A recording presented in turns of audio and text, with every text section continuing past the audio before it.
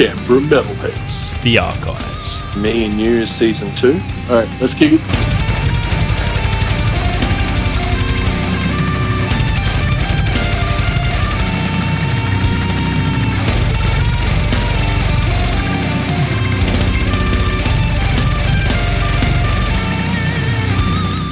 Hello and welcome to the interview section of Canberra Metalheads show. You've got Marky Malphas and JDecay. I'm joined here with the guys from Escape Syndrome. From left to right, we've got Matt, I play drums. Shano, guitar. Nods, I sing.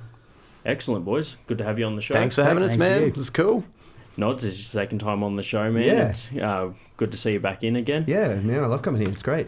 Enjoy having a bit of a chat. Can't believe you let him back in. Yeah, dude, what's going on? I tried to keep myself together last time. I think I'll relax a little bit more this time, and yeah. Oh, you're not allowed to talk this time. You've had your time. Shut up! I'll just sit here and play Flappy Bird. Perfect, guys. No, it's like I said, it's always good to have repeat offenders on the show, I guess, and also you get that a lot in the Canberra scene, people in multiple bands and stuff. So For sure. It makes sense to show every one of everyone's projects. Yep, absolutely. We just were listening to Trace, so that one there is a track you brought in for us to play on the show.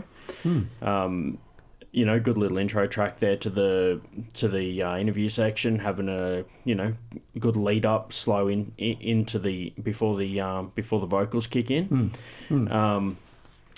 It's always good for the vocalist as well. I've spoken to, we had Benji from Wretch. He said, I love it when we do like samples, because he's like, I can actually take a sip of water before I have to start singing. Yeah. That's right. I like letting these guys sort of do some cool little odd-timey sort of drum fills and bits and pieces with guitars, and it gives me time to kind of go over, sit down and have a break and just contemplate life. And Yeah, it must be nice, man. Yeah, It good is. job. Yeah. It's good, I picked an easy job in the band, Yeah, but that was the idea with that song. I mean, when we were first writing it, it was, I think most of that start part was Kill Switch Engage inspired, like End of Heartache style. Yeah. Now Now you mentioned I can hear now that. you've said that. Yeah. Anyway, so we completely ripped off that band. But sorry, it was, Kill Switch, I know you're listening. Yeah. Thanks for that. When did we Didn't really record? help anyway. When did we record that EP? I can't remember. 2013 maybe, or 2014. Yeah, it was a long time Would ago. have been earlier than that, 2011, 2012, I reckon. Yeah, right. Yeah, and that was the first one that we did in like a proper studio and stuff. So that was a cool rad, experience. Yeah, and I bet you like hearing the song back, you kind of can remember what it was like when you're doing that. It's funny how music can like spark memories like that. You'll think like back to, I know I can't listen to Blink-182 without thinking about high school, you know what I mean? I don't think anyone our age can. That's the band of high school. Exactly, man. Yeah. It's it's crazy how it can do that, and obviously your first experience in a recording studio brings back memories, I guess. It was Yeah, great. for sure. We'd done a bunch of other recordings previously, and they were all in-house with our recording equipment. We wanted to dedicate a block of time, I think it was a week or whatever, for that EP. And it was a really good experience. Like we booked a Formula One hotel room, and So gross. I bought a sandwich press. Cooking everything on. bacon and eggs on a sandwich press for breakfast every day. Living the dream. Beers in the studio. And then I think the trickiest part for me was that because we weren't running on our own time, we had, a producer there, and we'd just be sitting there going back and forth about ideas, and he'd be like, okay, what are you doing? Like, what's going on? We gotta That conversation cost you $86. Yeah, exactly. It's a good experience. And there. a sandwich press. No, well, exactly right, man. Like, the early days of recording, whereabouts did you do that? We did the drums at 301 in Sydney. Yep. And then I think all the guitars were at Deaf Wolf, which maybe isn't even there anymore. We did a session at Megaphon Studios too, which was in Sydney, and that's gone too, unfortunately, which was a really cool... That Newtown area? Yeah, sort of Newtown in Sydney, which Dude, was I cool. love Newtown, man. Like, I went to... last time I went up to Sydney, I just went to Newtown, hung out in Newtown, and went home. Like, it's nearly like Newtown was the only place that I went to. I didn't go to Sydney, I went to Newtown. Like, it was... I love that kind of area. Yeah, man, it's really nice. We played one of our worst gigs there. Yeah, I was just thinking about that. Which one was that? That was I can't remember what the venue was. Sandingham or something. Sandringham. Oh, was that where like one of the bands played? They had like a massive crowd. And we went, this will be fun. And we then got I up and put my bass drum down on the stage and turned around, and they all left. We've never played to no one except for that gig. Yeah. So that was... It was a good. Dude, you must not have been wearing those tight jeans, man, because I feel like they would have stuck around if you. I don't know what I was wearing, but that was the reason why everyone left. Yeah. It's funny, talking about like going back into that was like years and years ago, and going back and looking at photos of what we were wearing. You know, and sometimes I'm like, man, like I feel like super old looking at. Yeah. Well, it was just when like, did Papa Roach get here? I cop that all the time. People think that I'm a lot older than what I am. They're just like, there's no way that you aren't. Like, you can't be in your 20s with that beard. There's no way. Like, it's just impossible. Yeah. Some people, like, you're like, what, 35? Like, it's like some people come up.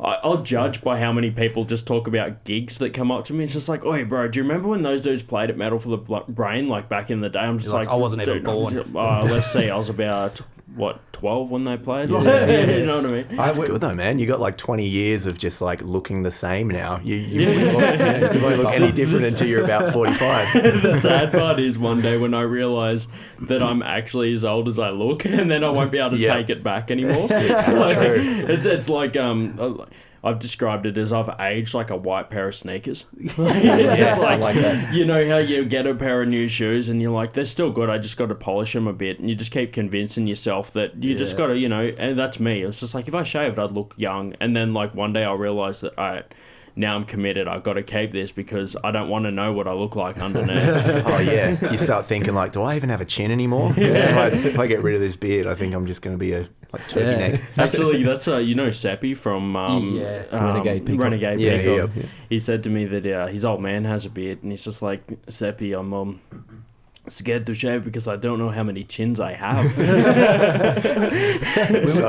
We were just trying to figure out then, like, we've been together that long that I had hair when we started. Like, Oh, yeah. It was an age ago. Looking back at, we were setting up our YouTube channel the other day for our new single, and I found a bunch of sort of private videos of like just old footage that we just never put out publicly, and there's shots of me jumping around. I'm like, man, I had hair. Remember that? Barely though. Barely, yeah. It was hanging in there. Now we get up to man. play and I've got to like strap my knee and stuff. You got those Forrest Gump braces, leg braces. That's rad, man. It's like Play Forrest, play. It's like Sensitive knees. I remember one time I was working, and one of the guitarists came up to me and he's just like, this is in the middle of winter. He goes, man, we're down from Brizzy, and I'm just wondering, can I grab 2 jugs of like warm water? I was like, yeah, sure, no worries, man. Is it for the VIP room? He goes, no, man, I gotta play a solo during this show, and just dunked his hands in there and just held them just to like try and defrost a little bit so that he could get that movement going. Yeah. We had a few like outside gigs back when we first started. Remember playing in the middle of that skate park? Yeah, I remember in that, the middle of winter. Yeah, that was fantastic. And just hands like icicles, man. You just couldn't move at all, and it was it's terrible. We've played in all the elements, haven't we? You know, we've played in the middle of winter outside. We played On water. Yeah, we played on a boat. Played on a boat. That was heaps of fun. Like the pedal board's just going from one side to the other of the room, and you're like running after it. Yep. That's awesome, man. Where was that at? It was on Sydney Harbour, wasn't it? Yeah. They had this boat that basically went around Sydney Harbour and had a whole bunch of bands play on it, like heavy bands doing the thing. Yeah, it was good fun. Yeah. Except you spewed, didn't you, at the end? Oh, it's just being like dehydrated when you play drums and then having to deal with being on a boat. It's I was just on the deck the whole time. But yeah. We took like a group of mates down with us, and they just got so drunk before the cruise that we'd like turn around and start playing. They were just sitting upstairs, just like absolutely trash. Like, thanks, guys. Thanks for coming out, man. Thanks for making the trip. It's like I forgot. There's a comedian that did a bit about this, and so when dudes puke, everyone else laughs. When girls puke, everyone, like, all their friends help them hold their hair back, fan their face, and everything. It's just like we're just like we're just like, what's the matter, mate? Can't hold it down. You think about that? yeah. Man. We've been together for ages. We've got lots of stories like that. We've played everywhere. We've played with everyone. We know everyone in Canberra. You know. Yeah, that's good. That's cool, man. It's like I was saying off mic. You guys are probably one of the first like more alternative bands that I listened to at the Basement, And being working there for so long, you sort of see like progressions of bands and different styles of music and things like that, especially now when they've got so many different bands playing there. Yeah. I've heard, like at the top of the show we had Shadows Part 2. That one there is like one of the memories I've associated, as we were saying before, to working there at the bar and being like, who are these guys? Yeah, cool, man. And that was like, I think that track sort of was probably one of our most popular ones. Yeah. Just a bit different. I think it was a big step from what we were doing before. I think we always wanted to be like a really heavy band, but none of us could scream very well. So we tried to always make the music really heavy and then put vocal melodies in that were catchy, and that's kind of how we got the sort of change around. Yeah. So yeah, because I mean, me and Shane really love, bands like the Bronx and Every Time I Die and all those really hectic kind of crazy timing sort of stuff. Yep. And but there's just no way that any of us can sing like that. So we're like, well, let's just put a catchy chorus in it and see how we go. Yeah. Perfect, man. Well, it grabs my attention. I'm sure it does for everybody else as well. Yeah. It's great to go back and listen to like stuff we wrote in 2006 together. Yep. Or even 2004 and 5 with me and Shane working together before we started Escape Syndrome, and just hear how the sounds kind of changed over the years. And I think a couple of our older songs are still quite cool, but we, the reason we don't include them in our set is because we've changed a lot over the years. A little bit more heavy, a little bit more technical. Yeah, just a natural progression, I guess. Yeah. So you mentioned like 2006 and 4 when you and Shane were working together. Did you have anything before that? Any other projects that you've done? Yeah. Well, I've known Noddy since I was 15. Yeah. Like Noddy was 18 and he was the singer in my first band when I was 15. Yeah. I don't know how that happened. I think you worked with the guitarist or something. Yeah, just Canberra being Canberra, man, and you hear someone plays guitar and they need someone to jump on mic, and So I kind of played with Noddy for a few years, and then he went off and did something else, and I went off and did something else, and Shane was with Nods with their kind of kill switchy sort of band, and I did like a grungy, depressing Nirvana-y rip-off band, and and then when they both broke up, we were like, dude, let's do something together again. So it was we were fun. just sitting down at, Tuggeranong somewhere, just drinking. What were we drinking? Drinking like Woodstocks or something. Sounds about right. Yeah. We're like, we should start a band. Oh, that's right. We're sitting at a playground at 3 a.m. Yeah. At least it wasn't Nelson County or something. like Woodstock at least. Yeah. Do you know what? I realised for a long time I've never seen a bottle of Woodstock. I've only ever seen it in the premixes. You're right.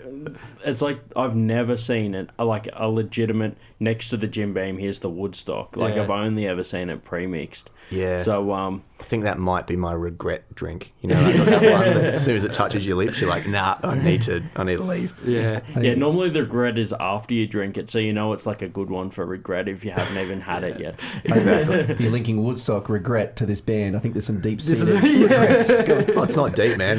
Not deep at all. It all out there. Yeah, call back to the start. Sometimes music brings up emotions that you haven't dealt with. Yeah. This is our therapy This is a hate band. Yeah. It's not that I hate you guys. It's just if I never saw you again, that would be fine. We're all here for you. That's why you got our faces on your drums every time you're hitting them. Yeah. Noddy, Shane. There's too much snare in there. Yeah, that's because that's not his one. That's the Noddy drum. Yeah, man. So you've obviously been kicking on for a long time, and amongst the Canberra scene and things like that. But at the same time, though, there was also like a following for bands in Canberra before that as well. So it's kind of like you guys. I think that 2004 to 6 is like you were at the beginning of the current wave. Yeah, you know what I mean. Well, say what whatever you think about the kind of music, but we were really lucky in that the biggest trend that was out in popular music was like emo-y punk kind of stuff. So when we sort of started, it was that time of like Fall Out Boy and Panic at the Disco and stuff. And whatever they're okay. Do you remember Los Capitan from Sydney? We played you played with those guys, man. Down the coast, they used to run a thing called Battle of the Bands. I'm from Maria, and that's where I've seen those guys, and they played down there. And, dude, even to this day, when someone mentions MySpace, I think of Scene Queen, that song that they did. Yeah. That was a very of the time song. Yeah, that is a MySpace song. Yeah. But well, yeah, actually, I think some of the lyrics is MySpace or yours. Yeah. Clever. But yeah, like, I mean, say what you will about those bands, at least the current trend that was on the radio had guitars and drums, and it was a band thing, you know, so we were pretty lucky that, like, loud music was the thing that everyone was listening to. So it always seemed like when we were playing, we had pretty good crowds because that was sort of the thing that everyone was listening to. Yeah, plus youth centres are really small, so you can't get a lot of people in them. Man, I was thinking about this the other day. Do you think when we started it was actually that good, or we're just thinking of it nostalgically that it was great? Do you know? Like, sometimes, you know, when you think back, like, man, when we were like in our mid-20s, the scene was so much better. It's like, was it? Or we're just like super naive and thought it was rad? So when you think about like N64 games having sick graphics, and then you play them again now, like, nah, man. and you're like, well, that was just the memory that had good graphics. Yeah. Because I mean, I've talked to a few of my drum students, and they're all still playing youth centres and having a ball. And I think it's just like, I think the scene has always been good. It's just that when you're younger, you always think that your version of the scene was the best one. Yeah. Now us hanging out at youth centres is frowned upon. Oh yeah.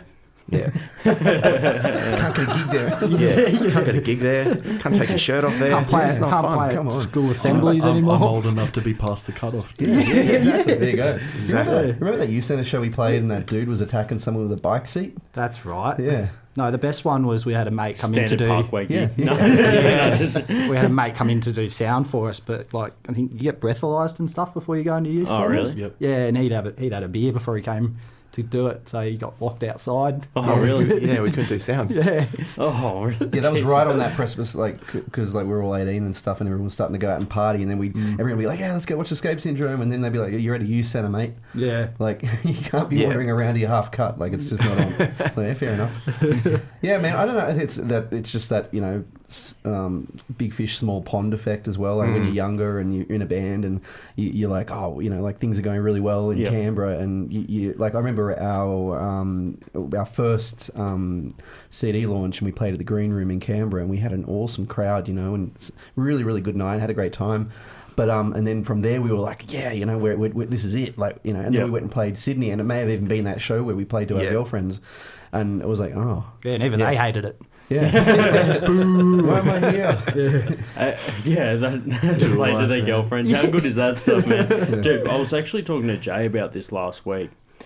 There's a band I went and watched in Melbourne where the girlfriend is like the massive fan of the band as well, and it just it's so crazy to see like the girlfriend up the front with the phone on flight mode, just recording the whole set, and then like giving it to the singer at the end. Like, there you go, there's the set. You guys killed it tonight. Yeah. So I guess like that. It sometimes doesn't always happen. I know a lot of bands, sometimes they're just like, man, like, my girl's into the band, but she doesn't come to every show. But then there's also the girls that are, like, super into it, and just, or even mates, you know. Have you seen guys, like, they've got a friend that comes to every one of their shows and stuff? It's cool to see that, like, awesome support network. But, by the way, that band's name's Blacklist. They just released a new EP, by the way. So. But yeah, anyway, so... Yeah, that brings a couple of things to mind for me. Like, I mean, the band itself has been together for over 10 years, but we've all been with our partners, wives and girlfriends for pretty much just as long, and we're a family unit. And you know, like I can remember back in the day, like all of our partners coming along and dancing and stuff, and now, and they love that we're still into this kind of thing. They don't come out to as many shows because they've seen so many, you know, you know. It's kind of funny, like, having your partners and your friends come these days. It's more like, that song wasn't as good as last time I saw you. What was with that note? You bummed that one up, mate. Like, so it's more criticism rather than being like, dude, that was sick. Yeah. So, yeah. But that's what you need, man. The thing is, it shows that they're paying attention to you. Exactly. It's exactly what you need, man. It's more of a, like, you know, back in the day, I don't know, there was a little bit of that, oh my God, my boyfriend's in a band kind of thing. And now it's more like, good for you, getting out of the house. You know, you've got chores to do. So make play with your friends. Yeah, make sure you get home, you know, honey, but, you know, and do your chores. But good on you for having a life. No, perfect, man. It's like, I think that you get to a point, like, when I've talked about on the show before about, like, the progression of bands and like the age groups as well. Like now all of a sudden, like the hardcore scene, which was just all like, you know, young, like youthy kids and things like that. Some of those kids have got kids of their own now. Like the metal scene and the hardcore and the alternative scene and everything is now like starting to grow up, and it's not just like kids anymore. So like you guys seen the Facebook page Deathcore Dad? Like it's just a I think so. Hilarious. It's just like the idea of like deathcore dudes are like actually dads now. Like they're not just like the hardcore kids. It's also one of those things, like the way that you perceive your band as well changes as you get older. Like one of the downsides of being in a band for so long is that you get to look back when you were in your early 20s and go, dude, how awesome did we think we were? Like blue stealing and all these photos and trying to like act like we're deadly when we're just four like losers and just trying to play music. Like it's just so silly, and you look back and you're just like, these days I just want to play music with my friends that we like and have a laugh. And why are we pretending to be this kind of hard as nails kind of band when we're all just idiots that just kind of want to hang out? So Dude, it's perfect though. Like you can think back to it and think. You look at the photos and you're like, man, we were having fun, you know. It's like I was talking to. You ever heard the local band Witch Skull? Those guys are killing it. Oh, dude, I was talking to Marcus at their album launch gig, and I'm just like, man, you're like guitaring. It's just like wizardry, man. That album's really good, man. That new one. I've played every track on the show at some point. But anyway, so it was just like, I'm just an idiot that picked up a guitar. Like, I'm not, you know what I mean? It's just like, really it's just important to having have fun. That. Really important to have that outlook, man. Like, because especially with social media and things these days, like it's so easy just to crawl up your own ass with it. And it's like, why are we doing this? We're doing it because we love doing it. But you can't be taking yourself too seriously and thinking that you're some deadly rock star when you're not. Like, let's all be realistic, people. It's about the people that you're surrounded by as well, and like 12 years of being in a group and having these relationships develop, and you know, like we're all married and you know and settled down, and you know, like all of our mates that we've picked up along the way have all grown up with us, and we're all just mates now, and everyone kind of just keeps us real and keeps us in that mindset that this is fun, and you know, if things happen, that's awesome, but if they don't, it's still just a cool kind of thing that's ingrained in our life forever now. And no, that sounds good, man. Good to hear that, like, you're still down to earth and stuff. Like, in the grand scheme of things, like I mentioned before, it would be easy to sort of lose the passion or sort of not have that same drive and devotion. But like, you guys still killing it more than 10 years later, like 12 years later from what we've spoke about so far. So thanks, man. It's cool to see. It's interesting. I mean, a lot of it is, I guess we've never been super intense on this as kind of now or never, do or die kind of mindset. It's like, like Shane went overseas to live for a couple of years, and it's like everyone was saying, so is that it? Are you done? I'm like, probably not. I don't know. Don't think so. Shane? Like, And, you know, when Shane got back, you know, a couple of years later, we were all like, let's go play gig. Keep it going. It's always been kind of a blessing and a curse having all of your best friends in your band, because it's so easy just to be like, we could practice, or we could hang out and drink beers and play PlayStation. You do that. So and get just as much enjoyment out of either one of those. Is exactly it. So we'll just love hanging out. But I mean, that was the cool thing about when we put the new video up the other day, and it was just, you see people commenting on it that, you know, you met at a show 6 or 7 years ago, or like an old bass player from an old band that we played with from Sydney like years and years ago. Like, people are still paying attention, and it's just, you know, it makes you feel really good. We've got a small group of people that were there from the beginning that have kind of just been following us in the shadows, you know, online. I hope. Well, well, look, it's I see someone outside Tennis Jam Room, like, go home, Dale. or in my case, following you because of shadows. Not that too. But anyway, I like that. I like that a lot. We're just going to name drop fans randomly throughout this thing.